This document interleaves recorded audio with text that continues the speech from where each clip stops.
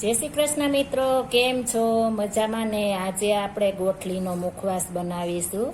આ ગોઠલી મેં રસ કાઢીને આપણે ગોઠલી નીકળી હોય અને ધોઈને આપણે સૂકવશું એટલે એક દિવસમાં ફટાફટ સુકાઈ જશે અને તોડવામાં પણ આપણે મહેનત નહીં પડે. એટલે આપણે ધોઈને સૂકવવાની છે એટલે એકદમ મસ્ત આપણે ભાંગે ગોઠલી અને આપણી અંદરથી આખી નીકળે. આ રીતના ધોઈને જો એકવાર જરૂર ટ્રાય મારજો. હવે આપણે આ ગોઠલીને ભાંગી લેશું. આપણે પહેલા ગોઠલીને આ રીતે ઊભી રાખવાની છે, ત્યારબાદ આપણે દસ્તો કે હથોડી જે હોય તેના વડે ઊભી આ રીતના ભાંગશું એટલે આપણે આખી નીકળી જશે.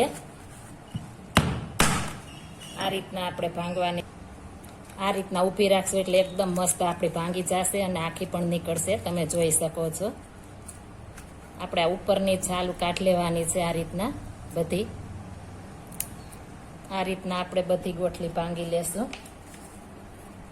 આ રીતના ઊભી રાખવાની, ત્યારબાદ આપણે દસ્તા વડે ભાંગીશું એટલે એકદમ મસ્ત ભાંગી જશે. ત્યારબાદ છરી વડે આપણે આ રીતના કરશું એટલે પરબારી છૂટી પણ પડી જશે. તમે જોઈ શકો છો. આ રીતના આપણે ભાંગી લેવાની છે. આપણે બધી ગોઠલી ભાંગી ગઈ છે. હવે આપણે આ રીતના કટકા કરી લેવાના છે.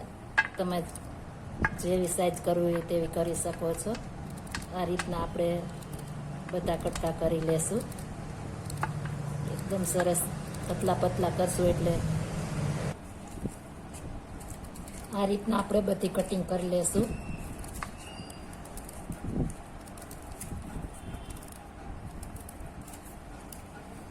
આપણે સરસ આ કટ થઈ ગઈ છે. હવે આને આપણે બાફી લેશું. આપણે પાણી ગરમ મૂકી દીધું છે, તેમાં આપણે 2 ચમચી નિમક નાખીશું. મિક્સ કરી દેશું. આપણું પાણી ગરમ થઈ ગયું છે. હવે આમાં આપણે કટ કરેલી ગોઠલી નાખી દેશું.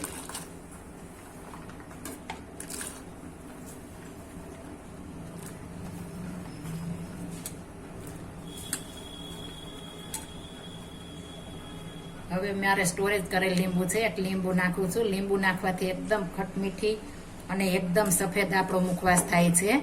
એટલે એક કડવાશ પણ બધી દૂર થઈ જશે, જરા પણ કડવી નહીં રહે. એટલા માટે આપણે લીંબુ નાખશું એટલે મસ્ત થશે, કડવી પણ નહીં થાય અને એકદમ સફેદ પણ થશે અને આપણે ખટમીઠો મુખવાસ ખાવાની પણ મજા આવે છે.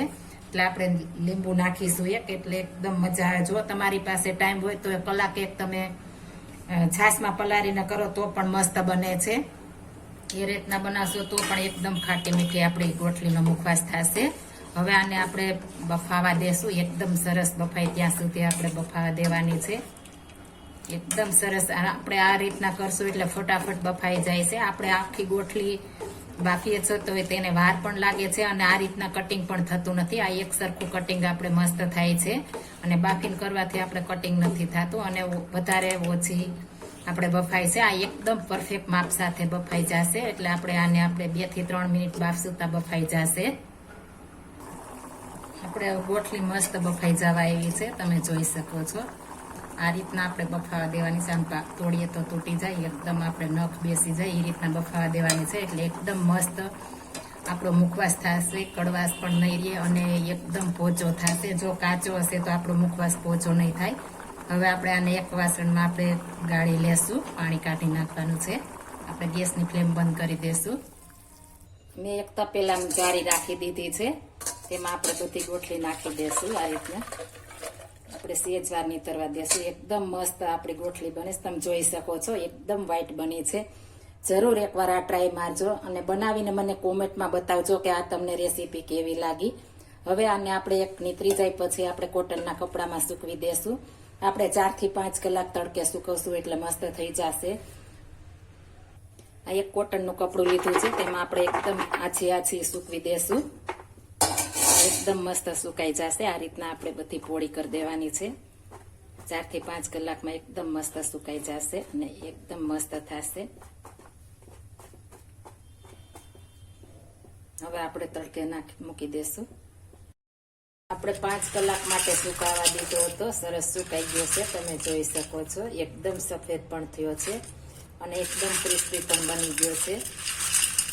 હવે આને આપણે શેકી લેશું. આ રીતના આપણે બનાવશું એટલે એકદમ સફેદ થશે. તમે જોઈ શકો છો એકદમ મસ્ત બન્યો છે અને સુકાઈ પણ મસ્ત ગયો છે 5 કલાક માટે. અત્યારે આપણે તડકો ફૂલ હોવાથી એકદમ સરસ મસ્ત સુકાઈ ગયો છે. હવે આપણે શેકી લેશું. એક પેન ગરમ મૂકી દીધી છે આપણે. તેમાં આપણે ઘી નાખીશું. આપણું દેશી ઘી આવે તે આપણે માપે નાખવાનું છે. વધારે નાખશું પછી તેમાં સોસતું નથી એટલા માટે. હવે આપણે ઘી ગરમ થઈ જાય ત્યારબાદ આપણે રોટલી નાખી દેશું સુકાઈ ગયેલી. ઘી ગરમ થઈ ગયું છે આપણે રોટલી નાખી દેશું.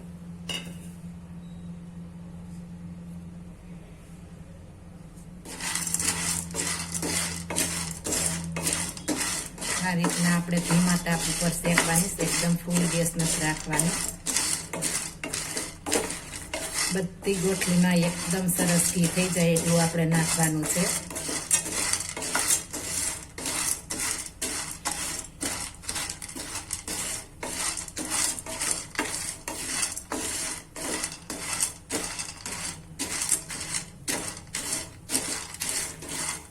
આપણે 1 ચમચી ઘી થઈ ગયું છે. આ બધી ગોઠલીમાં એકદમ સરસ લાગી ગયું છે ઘી. એટલું આપણે નાખવાનું છે.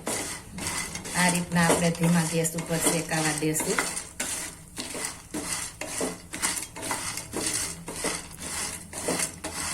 આપણે બ્રાઉન કલરની થવા દેવાની છે.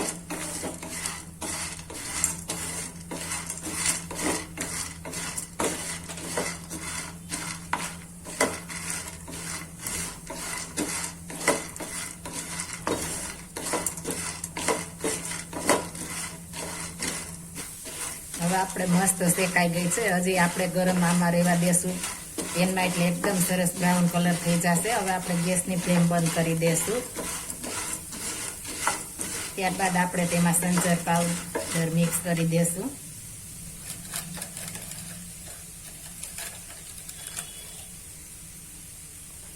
મેં અડધી ચમચી નાખ્યું છે. આપણે ઘટશે તો ફરી નાખીશું. જરૂર લગભગ નહીં પડે. આપણે બાફવામાં નિમક નાખેલું છે એટલા માટે.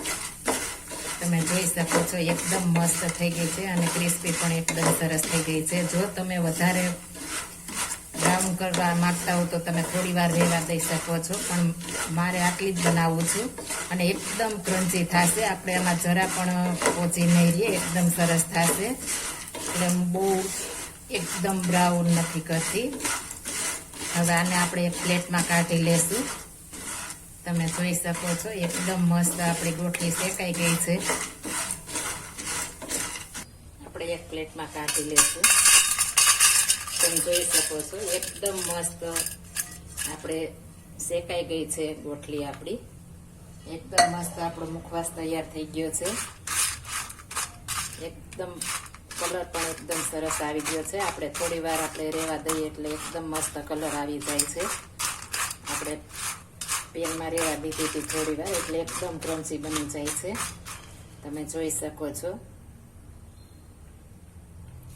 જો આ મારી રેસીપી પસંદ આવી હોય તો મારી ચેનલ લાઈક, શેર અને સબસ્ક્રાઈબ કરી દેજો. ફરી મળીશું નવી રેસીપી લઈને. જય શ્રી કૃષ્ણ.